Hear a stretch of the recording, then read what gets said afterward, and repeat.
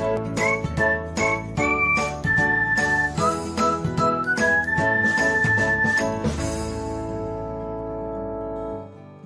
everyone, welcome back to another episode of Technologyglance.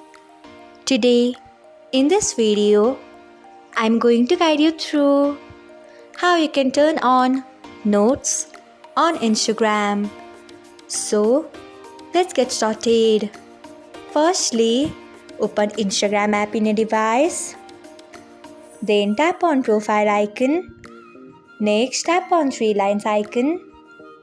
After that, tap on settings and privacy.